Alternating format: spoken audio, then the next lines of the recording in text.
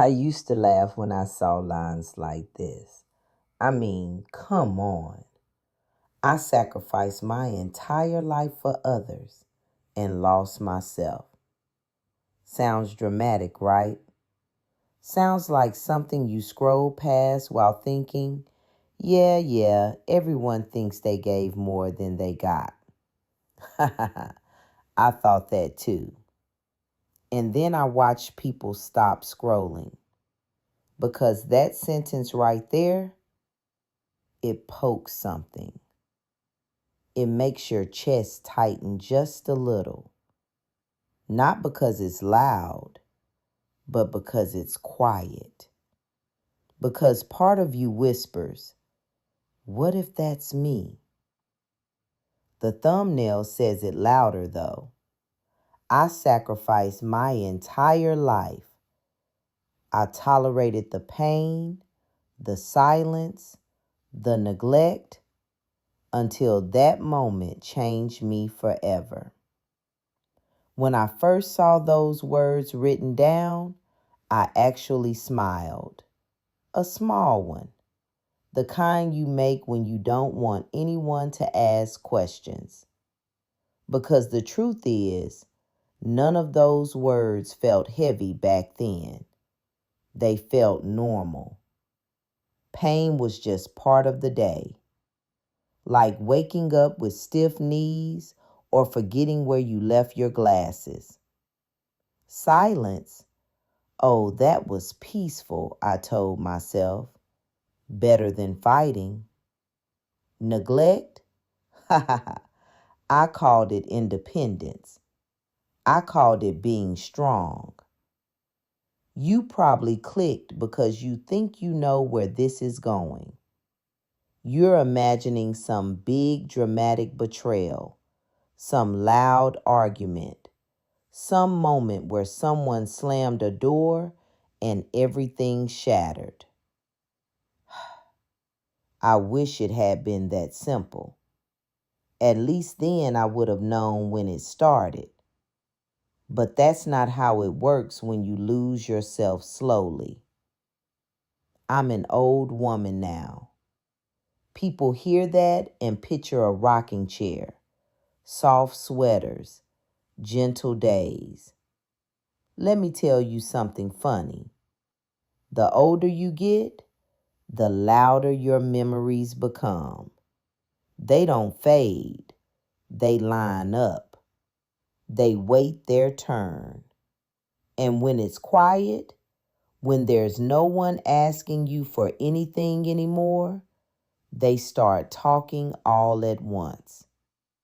Sometimes I laugh out loud, remembering how proud I was of being the reliable one, the one who never complained, the one who always said, "It's okay, I can manage." I wore that sentence like a badge, said it with a smile, said it even when my hands shook a little pouring tea. Said it even when my chest felt heavy for no clear reason. And nobody questioned it. That's the scary part. When you're good at disappearing, people thank you for it. I didn't wake up one day and decide to give my life away. It happened in tiny pieces. A favor here, a compromise there, a dream postponed, a feeling swallowed. I told myself later. I told myself it'll be my turn soon. And every time I said that, I believed it. I really did. There were moments I almost felt proud reading that thumbnail text again. I tolerated the pain, the silence, the neglect. Look at me, still standing, still breathing, still smiling for photos, still clapping for everyone else's milestones, still laughing at jokes that didn't feel funny anymore. But that last line, until that moment changed me forever, that's the one that makes my throat tighten even now, because it promises something: a break, a crack, a point of no return. And the truth, I didn't know it was that moment when it happened. I thought it was just another small thing, another day, another quiet disappointment, another swallow and move on situation. Funny how life does that. It doesn't warn you when you're standing at the edge of yourself. So if you're still listening, if you didn't click away thinking this was just another sad old story, maybe part of you recognizes the feeling, that low, restless hum, that sense of giving and still feeling hollow. Because before anything else happens, before the pain gets a name, before the silence screams, before the neglect becomes impossible to ignore, there's always this phase where you don't feel broken yet, just tired and slightly afraid of asking why. And that's where my story really begins. I used to laugh when I saw lines like this. I mean, come on. I sacrificed my entire life for others and lost myself. Sounds dramatic, right? Sounds like something you scroll past while thinking, yeah, everyone thinks they gave more than they got. Ha ha ha. I thought that too. And then I watched people stop scrolling, because that sentence right there, it pokes something. It makes your chest tighten just a little. Not because it's loud, but because it's quiet. Because part of you whispers, what if that's me? The thumbnail says it louder though. I sacrificed my entire life. I tolerated the pain, the silence, the neglect, until that moment changed me forever. When I first saw those words written down, I actually smiled. A small one. The kind you make when you don't want anyone to ask questions. Because the truth is, none of those words felt heavy back then. They felt normal. Pain was just part of the day. Like waking up with stiff knees or forgetting where you left your glasses. Silence? Oh, that was peaceful, I told myself. Better than fighting. Neglect? I called it independence. I called it being strong. You probably clicked because you think you know where this is going. You're imagining some big dramatic betrayal, some loud argument, some moment where someone slammed a door and everything shattered. I wish it had been that simple. At least then I would have known when it started. But that's not how it works when you lose yourself slowly. I'm an old woman now. People hear that and picture a rocking chair, soft sweaters, gentle days. Let me tell you something funny. The older you get, the louder your memories become. They don't fade. They line up. They wait their turn. And when it's quiet, when there's no one asking you for anything anymore, They start talking all at once. Sometimes I laugh out loud, remembering how proud I was of being the reliable one, the one who never complained, the one who always said, "It's okay, I can manage." I wore that sentence like a badge, said it with a smile, said it even when my hand shook a little pouring tea, said it even when my chest felt heavy for no clear reason, and nobody questioned it. That's the scary part. When you're good at disappearing, people thank you for it. I didn't wake up one day and decide to give my life away. It happened in tiny pieces. A favor here, a compromise there, a dream postponed, a feeling swallowed. I told myself, later. I told myself, it'll be my turn soon. And every time I said that, I believed it. I really did. There were moments I almost felt proud reading that thumbnail text again. I tolerated the pain, the silence, the neglect.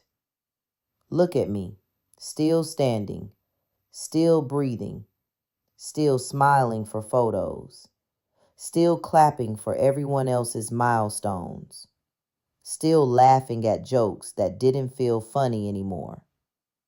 But that last line, until that moment changed me forever, that's the one that makes my throat tighten even now, because it promises something, a break, a crack, a point of no return.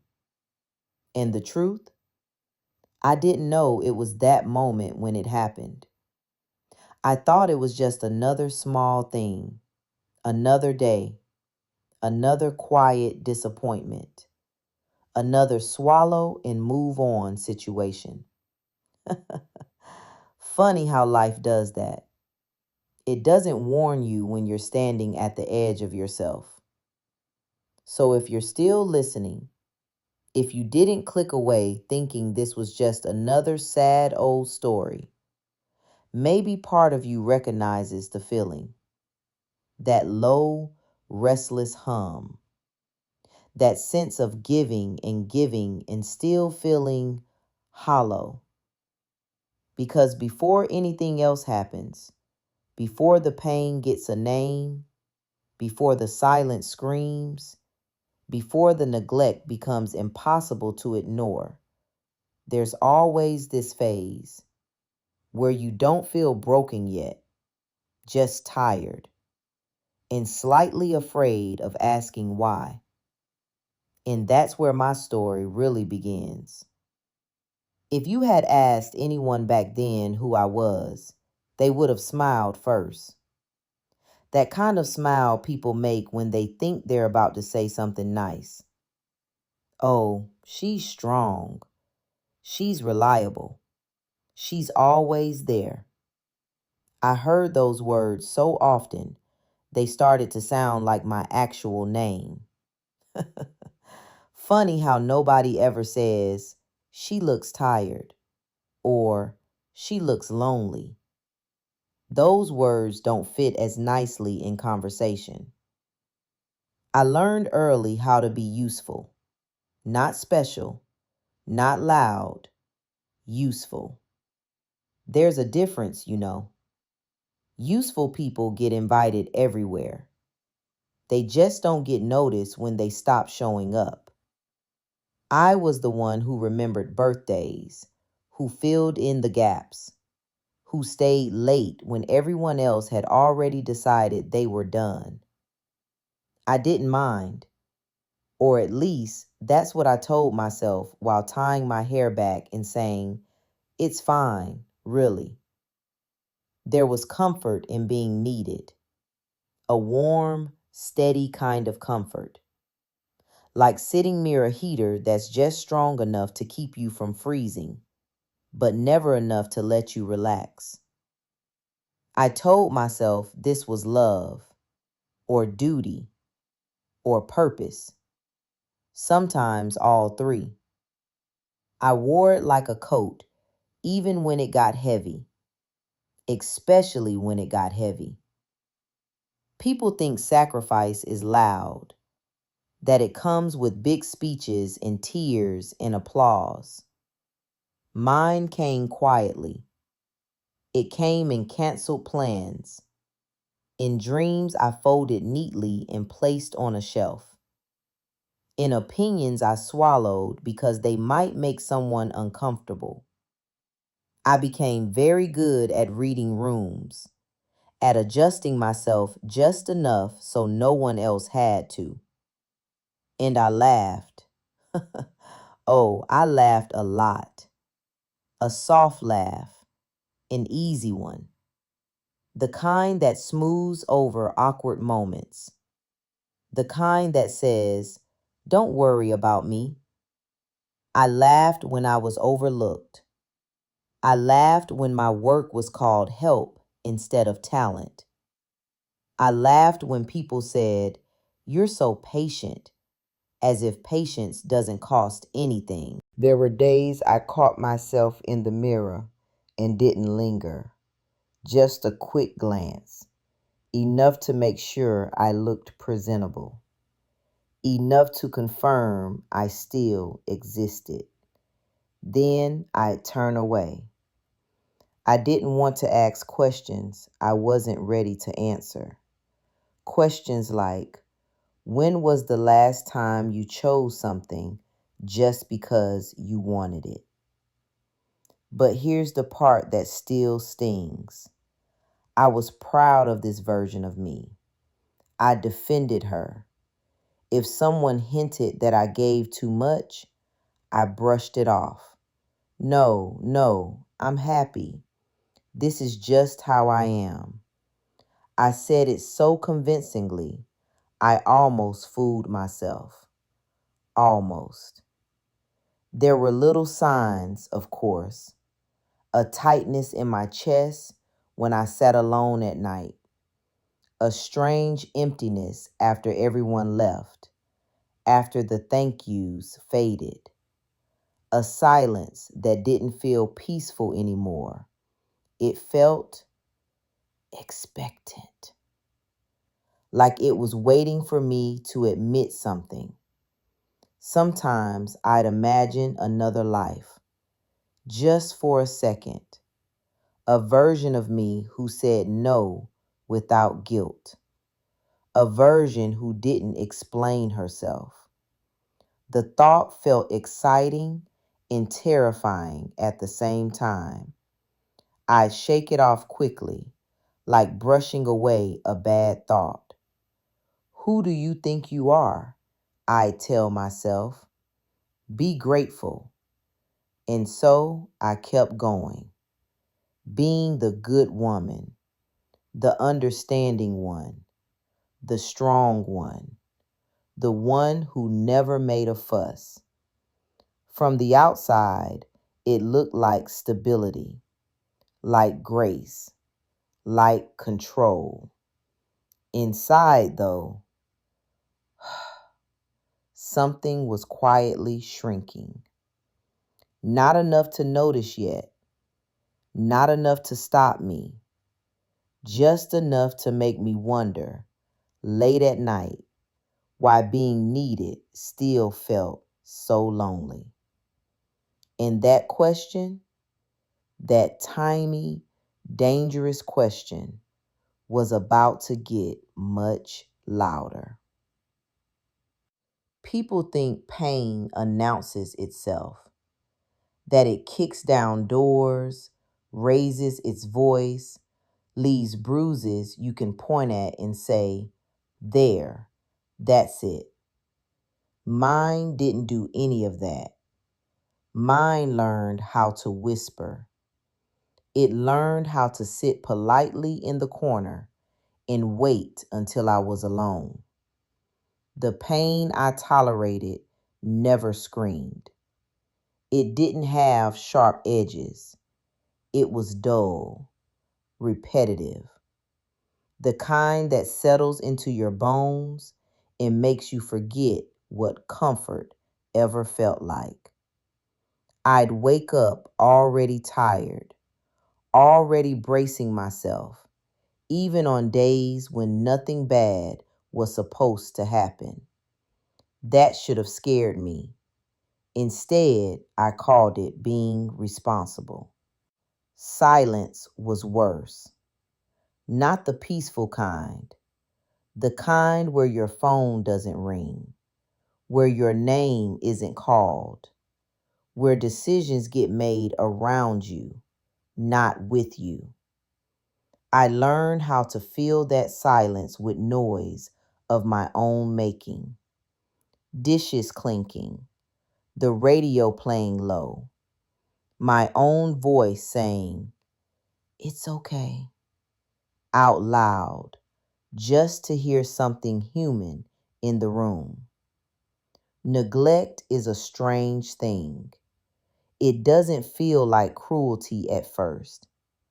It feels like being overlooked, like someone forgetting to refill your glass and you telling yourself you weren't thirsty anyway. It's subtle. It creeps in, and before you know it, you're the only one making sure you're okay, and you're doing a terrible job at it. I remember sitting at the edge of my bed one night, shoes still on, lights off, just sitting there, waiting. I don't even know for what. Maybe for someone to notice I was gone from the living room. Maybe for someone to ask if I was all right. Listen to me. Even now, I laugh at how small my expectations were. I became very good at minimizing myself. If something hurt, I softened it before speaking. If I felt ignored, I told myself I was being dramatic. I edited my emotions the same way people edit photos. Trim the mess, smooth the edges, make it presentable, make it easy to consume. There were moments I almost spoke up. My mouth would open, my heart would race, and then I'd see someone else's face. Tired, stressed, busy, and I'd swallow it back down. Another time then. There was always another time until there wasn't. The scariest part? No one taught me to do this. I learned it by watching what got rewarded. Quiet endurance, selflessness, being low maintenance. Every time I erased myself a little more, I was praised for it. You're so easy. You're so understanding. You never make things difficult. Those words landed like compliments and sank like anchors. I started to forget what I needed. Not ignore it, forget it. When someone asked me what I wanted, my mind went blank. Not because I didn't care, but because I hadn't checked in with myself in so long, I didn't know how anymore.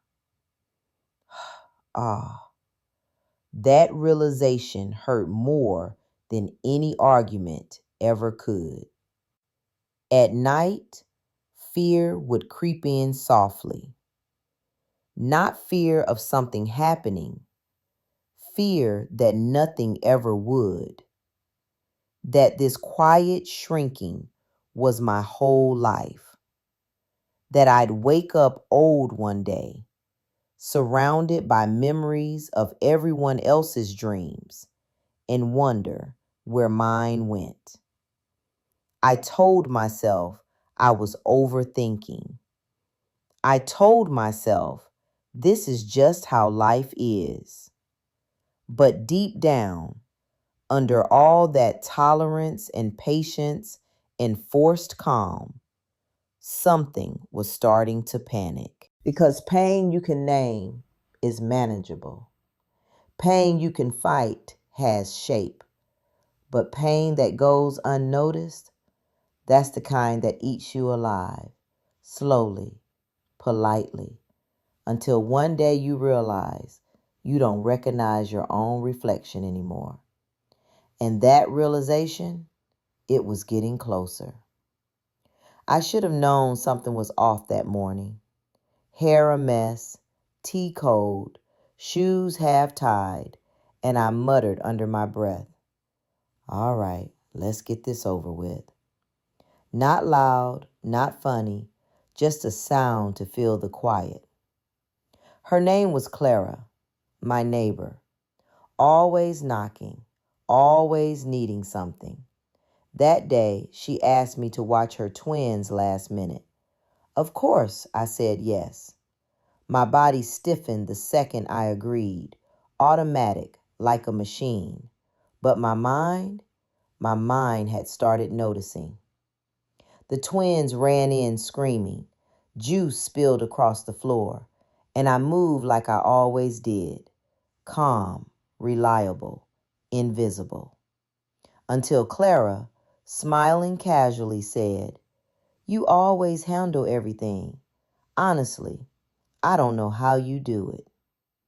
I froze, not from anger, not even surprise, just the weight of truth in a single sentence. Something cracked inside me, not loud, not dramatic, just a hollow feeling that made the room feel too big and my chest too small. I realized I had been surviving everyone else's lives while pretending mine didn't exist. The twins tugged at my sleeves. I smiled at them, a fragile, forced smile, and carried on. Nothing had changed on the surface, but inside, the world had shifted. My habit of saying, "I'm fine," had wobbled.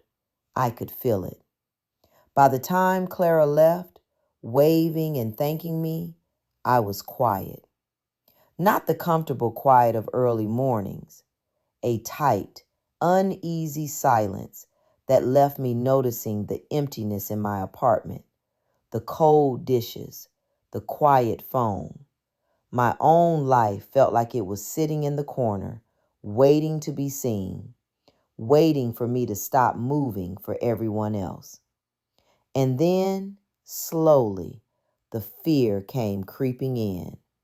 Not loud, not screaming, just a whisper. How long before I disappear completely? How long before no one even notices?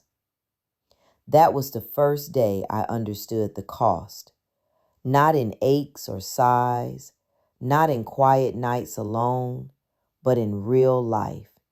In a small, ordinary morning with Clara, her twins, and a sentence that felt like a mirror. And it scared me more than anything ever had. That afternoon felt heavier than it should have. Not dramatic, just dense. Like the air was thicker, harder to move through. I kept telling myself it was nothing. I'd said that sentence so many times, it didn't even sound like lying anymore. The phone buzzed while I was washing dishes. I didn't hear it at first. Water was running. My mind was elsewhere. By the time I noticed, there were 3 missed calls from my sister. My stomach tightened. When I called back, her voice was quiet, too quiet. "You didn't come," she said. I leaned against the counter, still holding the phone, still dripping water onto the floor.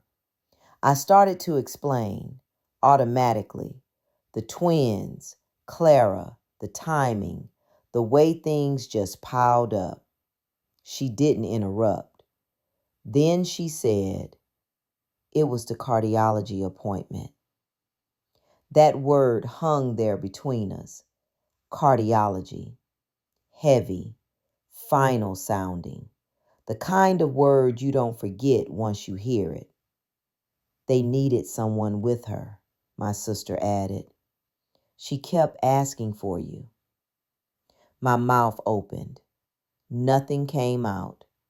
I stared at the wall, at a small crack near the window I'd never noticed before. And suddenly, that crack felt important. Like if I looked away, something else might split too. I thought you'd be there, she said. Not angry, just tired. The call ended gently. No slammed doors, no shouting, just silence. I stood there longer than I should have. The water kept running. My hands didn't move. My chest felt tight, but not in the way pain usually feels. This was sharper, cleaner, like a line had been crossed and erased behind me. Later, I heard laughter from another room. Someone was happy. Life was continuing. I should have felt relief. Instead, all I could think was this. I hadn't chosen Clara over my sister. I hadn't chosen the twins over my family. I hadn't chosen anything at all. I had simply disappeared again, and this time, something important had gone on without me. That night, I lay in bed staring at the ceiling, fully dressed, lights off, heart pounding for no clear reason. I kept replaying her words. She kept asking for you. And for the first time, the fear wasn't about being tired. It was about what else I might miss before I even realized it mattered. The next morning, I woke before the sun, like I always did, but it felt different. The apartment was too quiet. Even the hum of the refrigerator sounded sharper, harsher, pointing out my absence. My hands trembled slightly as I poured coffee, the cup rattling in my grip. I sat by the window, staring at neighbors waving and smiling. I waved back automatically, but something had shifted. A wall had formed between me and the world. It wasn't them, it was me. I had been receding, unnoticed, and now the rhythm of life outside belonged to everyone else.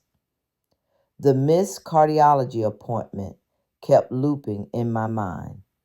Not the letter, not my sister's soft voice, just the what if. What if something had gone wrong? My chest tightened sharply, my heart fluttering as if warning me of a threat I couldn't see. The fear wasn't leaving. It wasn't a visitor. It had moved in. Small tasks became heavy. I had meant to check in, to notice, to ask, but I moved through the day on autopilot while my mind replayed every lapse, every moment I had prioritized others over myself. Clara called again, her cheerful voice cutting through the tension. I answered, barely speaking. The twins screamed in the background.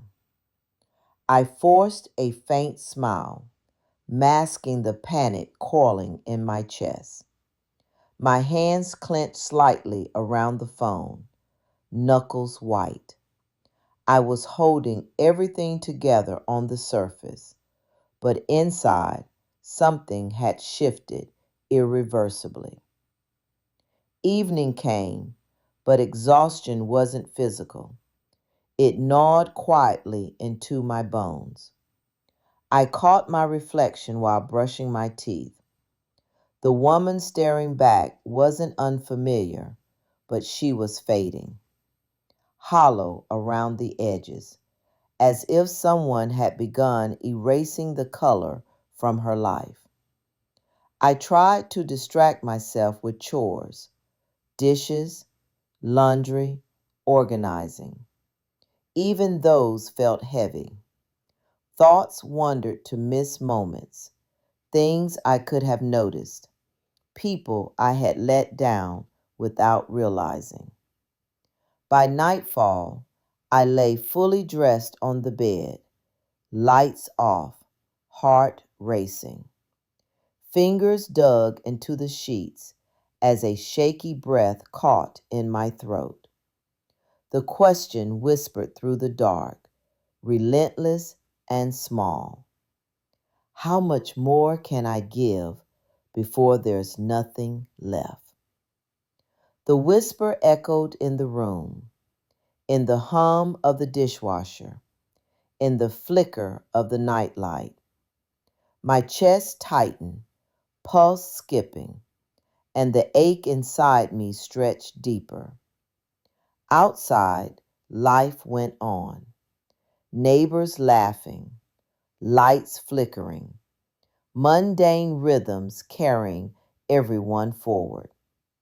And I stayed frozen, the weight of my own absence pressing down, unsure how long I could survive like this, invisible and unraveling, while the world kept moving without me.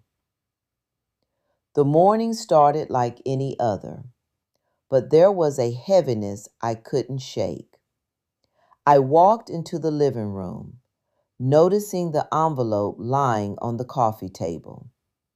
Thick, official looking, my name printed neatly across the front.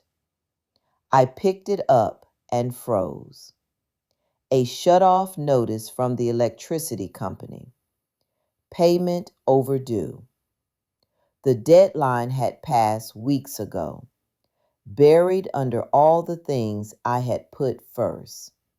Clara, the twins, everyone but me. My hand shook, the paper trembling in my grip, the hum of the refrigerator suddenly deafening. I sat down, unsure whether to cry or laugh, maybe both. The notice wasn't dramatic, but it was real, immediate, irrevocable, a consequence of my constant disappearance. Later that day, I went to the office, hoping the day would be ordinary, predictable. But nothing was ordinary. A project I had spent weeks preparing was assigned to someone else. Not because I hadn't done the work, but because no one had noticed. No acknowledgement, no glance, just quiet replacement. My coffee cup rattled in my hand, a brittle echo of my own frustration. Clara called again. Her voice was light, cheerful, oblivious. Thanks again for yesterday. You're a lifesaver. I smiled faintly, nodding as if the words didn't weigh me down. Inside, the panic coiled tighter, a spiral I couldn't stop. The twins ran past, screaming and laughing, alive and unbothered. Life was moving forward without me, and I couldn't even scream to catch up.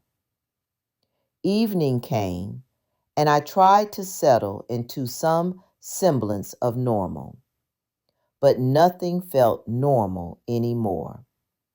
I fumbled with the bills, glanced at the notice again, and realized I had spent so many years giving that I hadn't noticed the small collapses piling up all around me.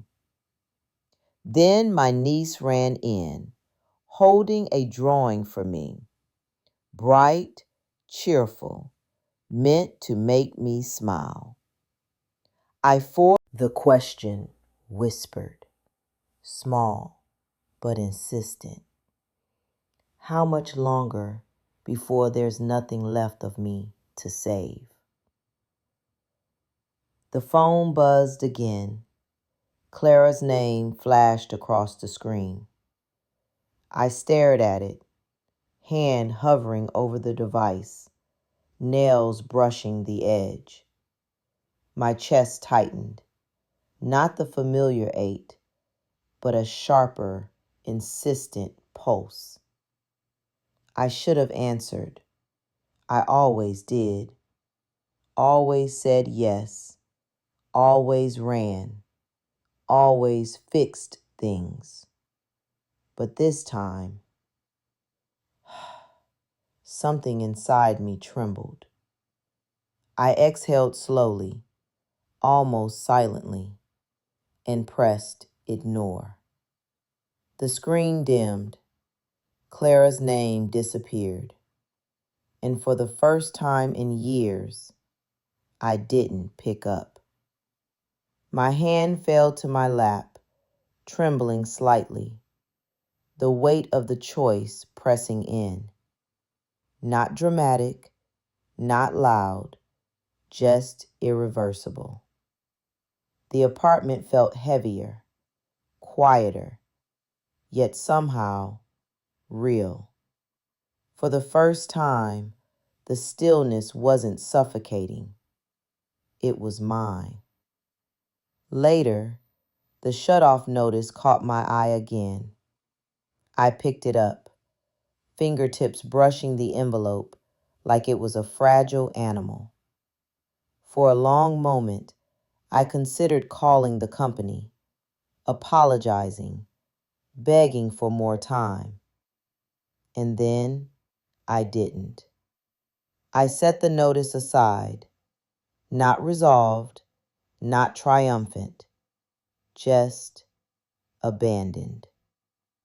My choice had cost me something small, something official, but it also reminded me I still had control. Evening came. The twins ran past, laughing and shouting as always. Clara never called again that night. I sat quietly on the couch, the niece's drawing resting untouched on the table. My hand hovered above it, then withdrew. For the first time, I let myself do nothing for someone else without guilt. It wasn't dramatic. I didn't yell. I didn't storm out. I simply chose me. And the fear? It was still there, lurking in the shadows, whispering at the edges of the room. But beneath it, a fragile pulse of something else stirred. Agency. Small, hesitant, uncertain, but mine. For the first time in a long time, I realized the story wasn't only about what I had lost. It was about what I could start reclaiming, even quietly, even imperfectly. The next morning, sunlight poured in sharp and intrusive. I woke with a hollow weight pressing on my chest, hands lingering over the phone. Clara hadn't called, and the bill sat on the counter. For a moment, I thought about acting, paying it, apologizing, reaching for someone. But I didn't. I walked across the apartment and, almost unconsciously, unplugged the lamp beside the couch. Darkness pooled in the corner. A candle flickered, tiny and unsteady. The room felt different, tangible, alive with consequence. My fingers brushed the envelope again, lingering, before letting it fall back. Irreversible, yet small. The twins ran past, shouting and laughing. I forced a brittle smile, but it was hollow. I had let myself do nothing for someone else without guilt. Relief should have followed. It didn't. Then my sister called. Her voice was steady, calm, but beneath it I could hear the weight of expectation. "Where are you? Are you coming?" My hand hovered over the phone. Fear bubbled up. Not panic, not dread, just the tight, insistent pull of risk. I wanted to answer. I wanted to apologize. I wanted to explain myself. But instead, I ignored the call. This wasn't courage, I whispered to the quiet room. It was the risk of becoming someone I didn't recognize. The phone went silent. The apartment felt heavier than before. I could hear the faint hum of the refrigerator, the uneven flicker of the candle, the tiny heartbeat in my chest that reminded me everything had consequences. The bill sat there, the red stamp glaring. Final warning. I swallowed hard. My fingers dug into the edge of the counter. The choice I had made, small, quiet, almost imperceptible, had consequences, real ones. And for the first time, I felt them pressing in, not abstractly, not philosophically, tangible, immediate. I sat in darkness for a few minutes, letting the weight settle. The fear hadn't left, it had shifted. Not just anxiety anymore, responsibility, moral tension, a looming reckoning. The story wasn't over, and it perpetuated forever. The candle flickered again, shadows dancing on the wall. I had chosen me today, and tomorrow? Tomorrow would force another choice. Morning arrived sharp and unforgiving. I woke to the sound of a knock at the door. Not the usual hum of life outside.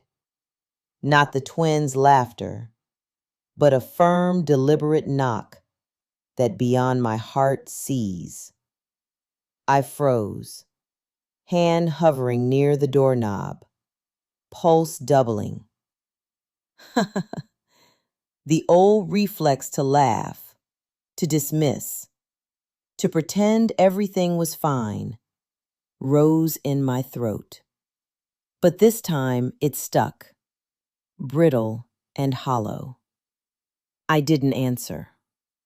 The knock came again, harder, urgent, demanding.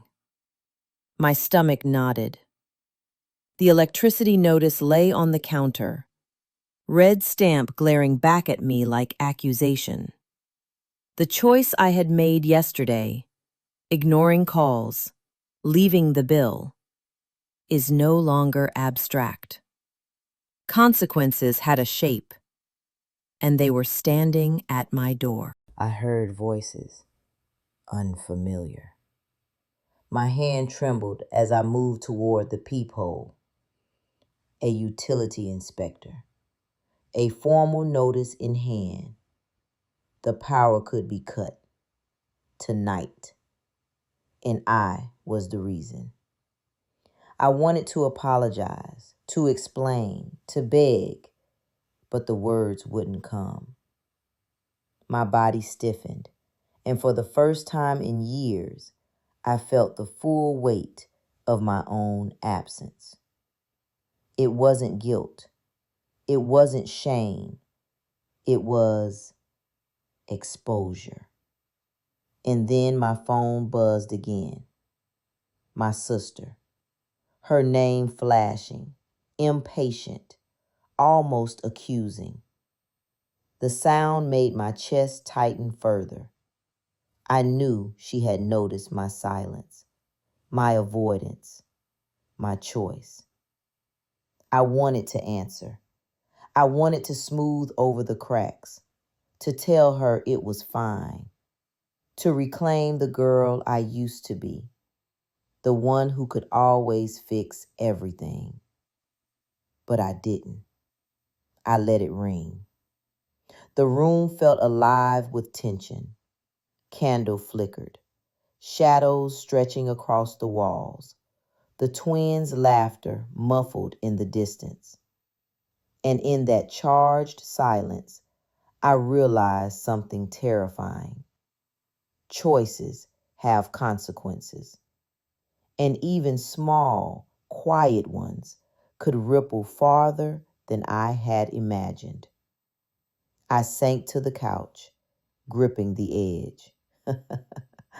No, it wasn't laughter anymore. It was a shiver, sharp and brittle, tracing down my spine. I had chosen myself, yes, but the world had responded. And now I had to face it, whether I was ready or not. A final glance at the notice made it all painfully clear. Tomorrow wouldn't just be another day. It would demand everything I had decided to keep for myself, and maybe more. Night had fallen, heavy and absolute. The apartment felt smaller, the shadows sharper. I had hoped yesterday's choices would give me some space, some control, but the world had other plans. A loud buzz rang from the intercom. My heart jumped. I froze, hand hovering near the door. The tightness in my chest wasn't the old ache. It was urgent. I didn't move. Then my phone vibrated. Sister, persistent. I stared at the screen, knowing she had noticed my absence, my silence. My choice to ignore her carried a moral weight that pressed against my chest. This wasn't courage. This was the risk of becoming someone I didn't recognize. The intercom buzzed again, insistent. I moved to the door and opened it. The inspector stood there, clipboard in hand, calm but firm. He glanced at me, then at the notice, and nodded.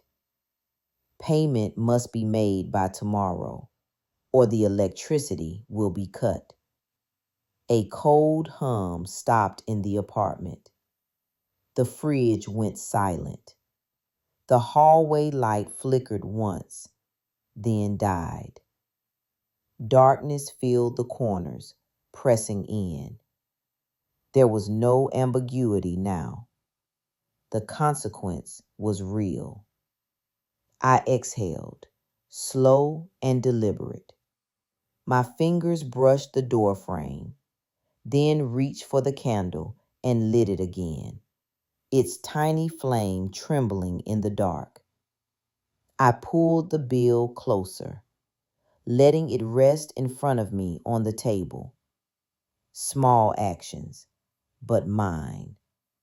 My first steps toward responding instead of enduring. The apartment was quiet now, heavy with stillness and accountability. Shadows stretched along the walls, elongating with the candlelight. And in that charged silence, I felt the weight of choice. Tomorrow wouldn't just be hard. It would demand a decision, a confrontation I couldn't ignore, a moment where I would either act for myself or collapse back into old patterns. I sat at the table, fingers resting on the envelope. The flame flickered once more and steadied. The fear was no longer abstract. It was here, tangible, pressing, unavoidable, and it would force me to finally step forward. The apartment was cloaked in silence, broken only by the faint crackle of the candle. Darkness filled every corner, pressing close, tangible and unyielding. I sat at the table, fingers tracing the edges of the notice, heart hammering. Every choice I had made yesterday, the ignoring, the silence, the small rebellions, had led to this. A knock came at the door, sharp, demanding. Not the polite inspection before, but heavier, urgent. I froze, pulse racing. I knew who it was before opening. The utility company, or maybe someone else tracking the consequences I had ignored. Before I could think, the doorbell rang, long and insistent. My chest tightened. I stood, hands trembling, and walked toward it. The reflexive laugh rose, brittle and hollow, and died on my lips. There was no denial left. I opened the door to find a small crowd in the hallway. The inspector, clipboard in hand, neighbors whispering, the building manager frowning. The electricity had been cut, and their arrival made it impossible to hide. Darkness pressed against the walls, cold and accusing. "Miss, your payment is overdue," the inspector said. "We attempted notice yesterday." I nodded, silent. No apology, no explanation. Just the weight of reality pressing in.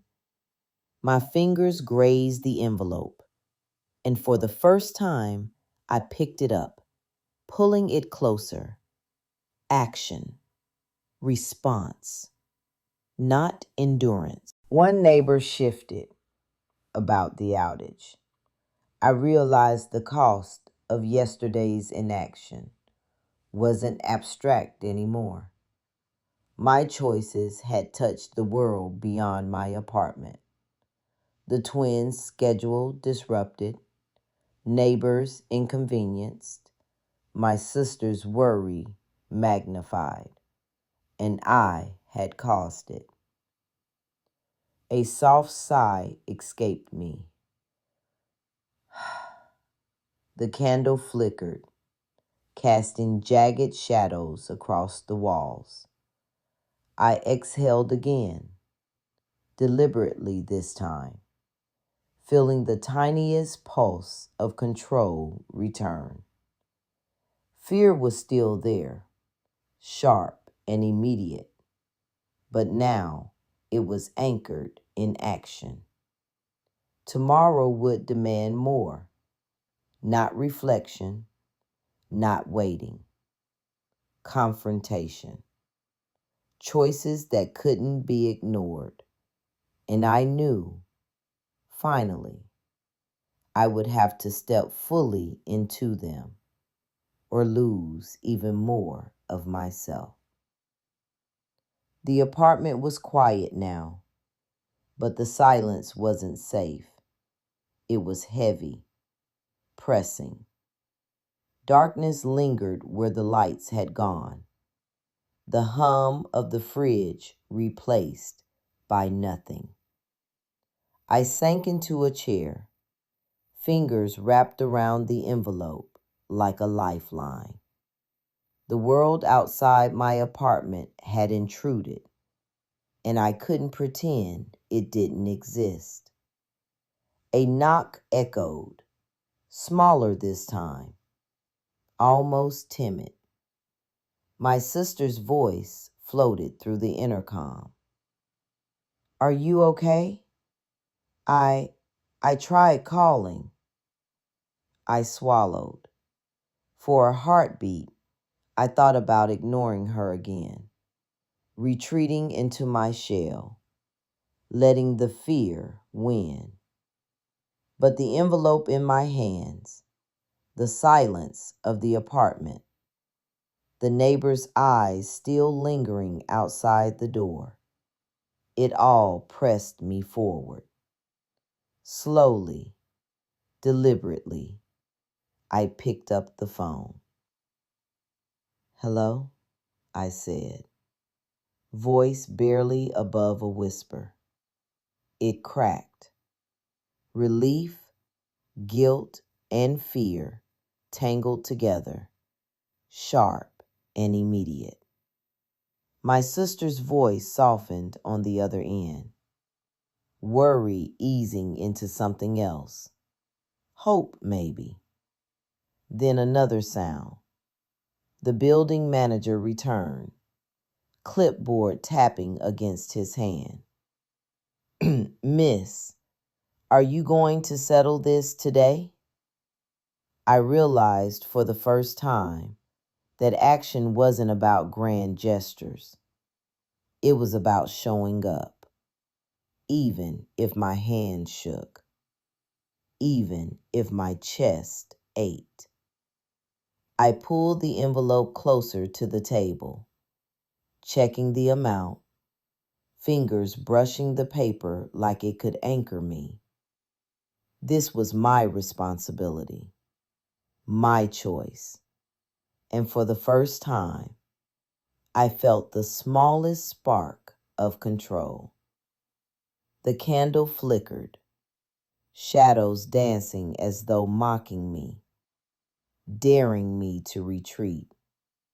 But I stayed, breath steadying. I whispered to myself, "I won't disappear today. Not entirely." The twins' laughter drifted faintly from the next room. It was no longer a reminder of what I had missed. It was a reminder of what I still had. And for the first time, I understood. Choices could hurt, but they could also mean reclaiming something. Tomorrow would be harder. Confrontation would come. Decisions couldn't be postponed. But now, I had taken the first step. Small, fragile, yet mine. Morning light seeped weakly through the blinds, pale and unforgiving. The apartment still smelled faintly of burnt candle and fear, a reminder that last night hadn't been abstract. It had been real. I sat at the table, envelope open, the numbers glaring back at me like a challenge. The twins ran past the doorway, their laughter lighter today, unbothered by the tension that had gripped the apartment. I almost smiled, almost joined in, but instead I took a deep breath, steadying my shaking hands. The reflexive laugh tried to rise, brittle as old glass. I let it fall silent. A soft knock at the door. Again. My sister's voice floated through the intercom. Please, we need to talk. Her worry was raw, almost accusing. I hesitated, but this time, hesitation didn't feel like safety. It felt like losing control. I pressed the button. Come in, I whispered. The door opened and she stepped in, cautious. Her eyes searched mine, looking for the familiar self I had buried beneath years of silence and sacrifice. I didn't speak immediately. Instead, I pulled the envelope closer, slid a pen across it, and began to write a check. My hand shook, but I wrote, action, not reflection. You've been ignoring everything, she said softly. Her words weren't angry, but they carried weight. Even yourself. I looked up. My voice was small, fragile yet steady. I had to, for a moment, just for myself. The words sounded foreign, almost defiant. She nodded slowly, understanding without condoning. Then we fixed this together. For the first time in years, I felt the smallest sense of alignment between choice and consequence. The envelope, the successes, the fear. They weren't gone, but I had responded, and that made the cost manageable. The candle flickered one last time, steadying in its flame. Shadows danced across the walls, but this time they didn't feel oppressive. They were reminders that darkness could exist alongside light, that action, however small, could reclaim what had almost been lost. Tomorrow would demand even more. Confrontations, decisions, sacrifices. But today I had acted, and for the first time I felt the edges of myself return. The afternoon sun spilled weakly across the table, catching the edges of the envelope. I stared at it, feeling the weight of every decision pressing down like gravity. Each number, each past I'll handle it, each moment of silence. It was all here, undeniable. The twins ran past again, but today their laughter didn't slice through me. It reminded me of what I had almost given up entirely. I let them pass, eyes softening, chest still tight. This time, I wasn't running from their world. I was observing it, waiting for my move. The phone buzzed again. Work calls, reminders, my sister checking in, but I didn't flinch. I picked it up deliberately, pressed speaker, and let the messages play. Each one was a small challenge, a test of endurance and choice. I didn't respond immediately. I didn't hide. I listened. Then the building manager returned, this time knocking with urgency. Miss, the electricity can't stay off. We need payment today. I exhaled, long and deliberate, and reached for my coat, the envelope in my hand. Action, finally.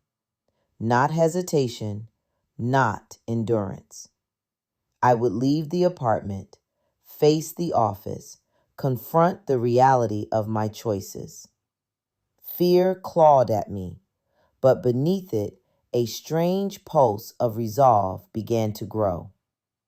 My sister followed, quiet but steady. "I'll go with you," she said. Not saving me, just witnessing. Not taking control, just letting me reclaim mine.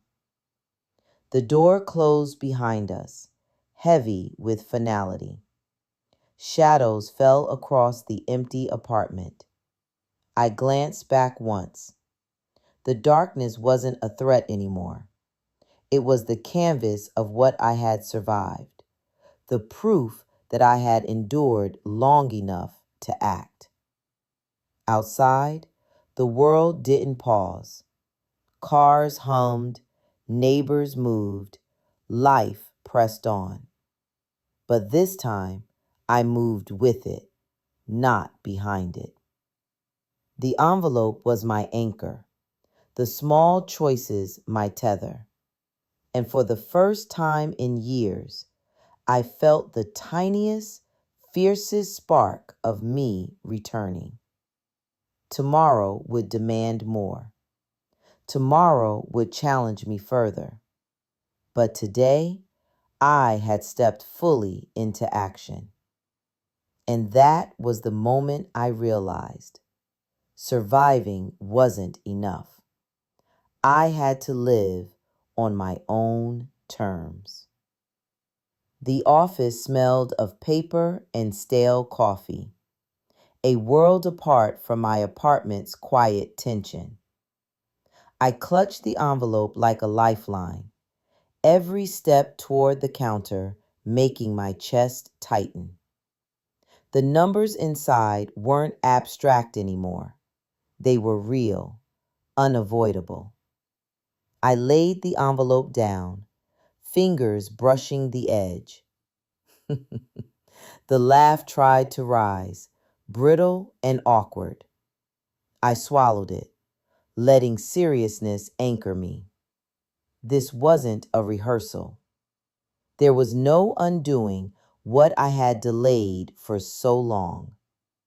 The clerk raised an eyebrow. "Payment for electricity?" I nodded, hand trembling, and handed over the check. Action, not thought, not endurance. Action. Outside, sunlight struck sharper than expected, blinding in its honesty. My sister walked beside me, silent, letting me lead. The street was alive, neighbors bustling, children chasing balls, life moving on without pause. And yet, for the first time in years, I felt present, accountable, alive. Then a text pinged. "Clara, did you see the note? Call me." My chest tightened again. I glanced at my sister, then back at the phone. I ignored it deliberately. Not denial, not hiding. Choosing myself. Choosing the consequences of my own actions first. The twins' laughter drifted faintly in my memory, softer now. The apartment behind me had been the stage of endurance. Out here, life demanded response. Each small decision, each step forward, was reclaiming pieces of myself I had buried beneath years of sacrifice. Tomorrow would demand more. Confrontation, decision, perhaps loss. But today, I had taken the first irreversible steps. I had acted. Fear was still present, sharp and immediate, but it was no longer paralyzing. It was fuel.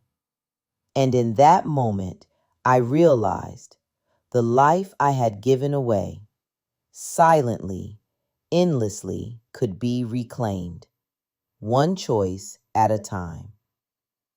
The apartment was quieter than usual when we returned, but the silence wasn't comfort, it was waiting. Shadows stretched across the walls, the candlelight flickering against corners that had once felt familiar and safe. I placed the envelope on the table, hands lingering for a moment. This was the stage of consequences now. The phone buzzed again. Clara, persistent, demanding. I stared at it, heart hammering, knowing there was no hiding this time. I picked it up. Yes. Why didn't you answer yesterday? We needing you, Clara said, sharp but strained. Her words cut deeper than the silence ever had. I drew a shaky breath. I had to focus on what I could control. Everything else had to wait. The words felt foreign, almost defiant. It started, but I swallowed it quickly. No denial left. You've always done everything for everyone else, she said softly. And now, you're ignoring me too? I hesitated. My chest ached. But this time, hesitation wasn't retreat. It was choosing. I didn't apologize. I didn't explain further. I held my ground, letting the pause speak louder than my words. Outside, the hallway light flickered, a subtle reminder of the earlier electricity cut. The twins' laughter echoed faintly from a neighbor's apartment, a reminder that life didn't pause for anyone. I realized then that confrontation wasn't about anger. It was about presence, about being counted, about saying silently, I exist too. Clara's voice softened, but her concern remained. I want you to be okay. I am, I whispered. Not entirely, but enough to stand. I moved the envelope closer, fingers brushing it. Action first, explanation later. Choice first. Fear still lingered, but it no longer controlled me. The candle flickered one last time, steadying. Shadows danced across the walls, but now they felt like reminders, not threats. The stage was set. Tomorrow would demand more than endurance. Tomorrow would demand presence, decision, and ownership. And for the first time, I felt ready to meet it. The apartment felt smaller now, crowded with tension I couldn't see but could feel pressing from every corner. The envelope sat on the table like a weight I couldn't ignore. Every choice I'd made, the silences, the endured pain, the delayed responses, had led here. And now it demanded acknowledgement. Clara was still there, hovering at the edge of the room, worry radiating from her like heat. I don't understand why you keep pushing everyone away, she said softly. Her voice trembled slightly, and I realized this confrontation wasn't just about me. It was about the relationships I'd neglected, the lives I'd affected by staying silent for too long. I looked at her, and for the first time, I didn't flinch. I'm not pushing you away, I said. I'm finding myself. For the first time, I need to choose me. My hands shook as they hovered over the envelope. The fear was sharp, immediate, but it no longer froze me. A knock at the door startled me. The building manager's voice filtered in. Miss, there's a late fee notice. If this isn't settled today, he didn't need to finish. I knew exactly what he meant. I exhaled, picked up the envelope, and checked the numbers again.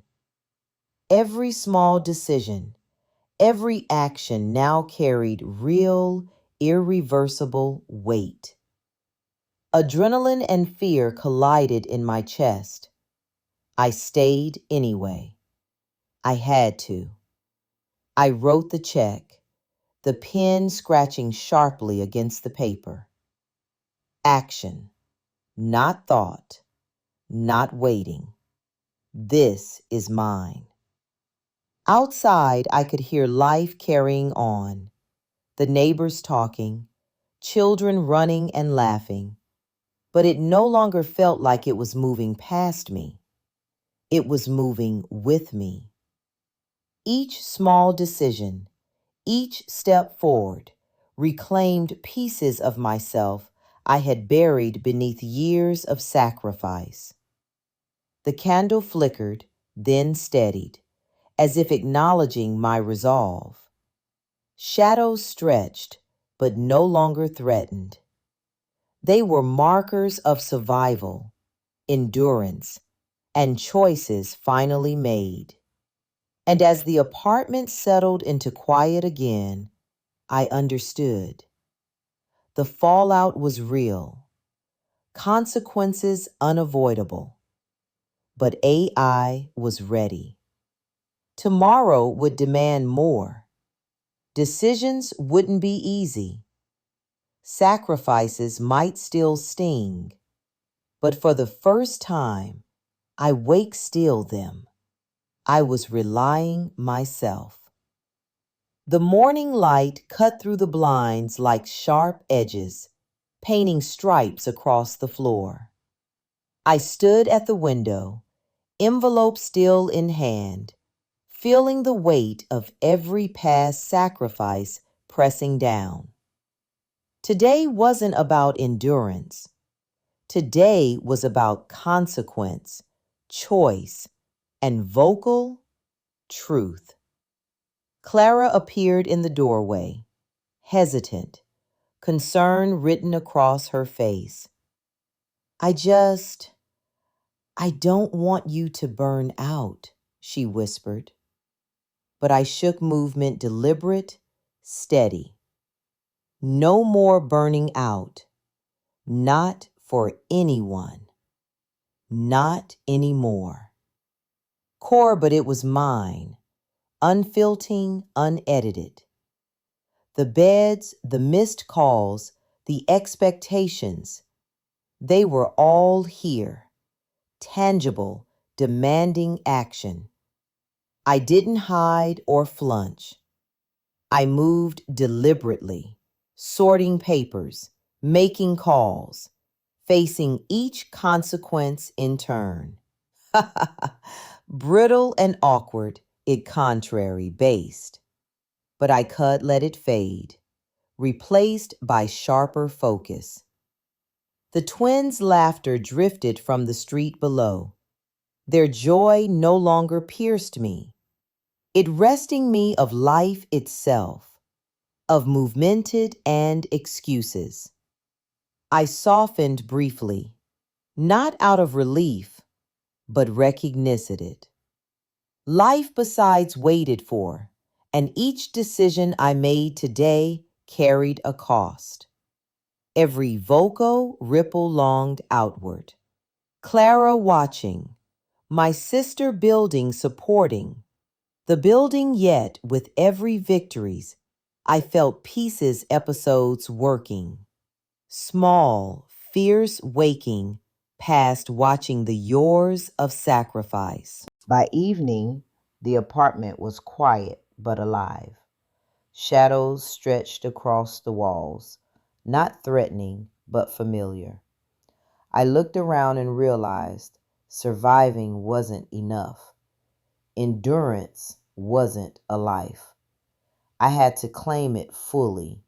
Myself, my choices, my consequences.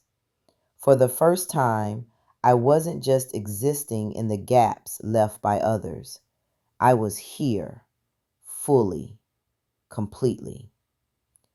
Fear lingered, sharp and honest, but it no longer dictated my actions. I had stepped into my life, and nothing could take that away. I had faced the culmination of all I had endured, and for the first time, I had chosen me. The apartment was still, the quiet heavier than any sound. I placed the last paper on the counter and exhaled, letting the weight of months, years, finally settle. Everything I had endured, every compromise, every swallowed word, every neglected moment had led me here. Clara stood beside me, hands clasped, silent but watching. I didn't need to explain. She understood. We both understood. The years of silence, of sacrifice, of erasure, they hadn't been in vain. They had shaped me, and now they had ended. The candle flickered gently, steady now, as if acknowledging the finality of this day. Shadows stretched across the walls, familiar and harmless. I touched the envelope one last time, feeling its edges smooth under my fingers. These weren't just bills or obligations. They were markers of a life I had reclaimed, piece by piece. I smiled softly, the first smile that wasn't forced, brittle, or hollow. It surfaced naturally, warm and unguarded, unafraid. For the first time in decades, it felt like me, not a mask I had worn for others. The twins' laughter echoed faintly from the street below, bright and unrestrained. I didn't flinch. I didn't ache. I simply let it in, letting it remind me that life moved, yes, but I was moving too. I had agency. I had choice. I had myself. Each decision I made today carried a cost. Every yes and no rippled outward. Clara watching, my sister silently supporting, the building humming with its own indifferent rhythm. And yet, with every step, I felt pieces of myself returning, small, fierce fragments I had lost to years of sacrifice. By evening, the apartment was quiet but alive. Shadows stretched across the walls, not threatening but familiar. I looked around and realized surviving wasn't enough. Endurance wasn't a life. I had to claim it fully, myself, my choices, my consequences. For the first time, I wasn't just existing in the gaps left by others.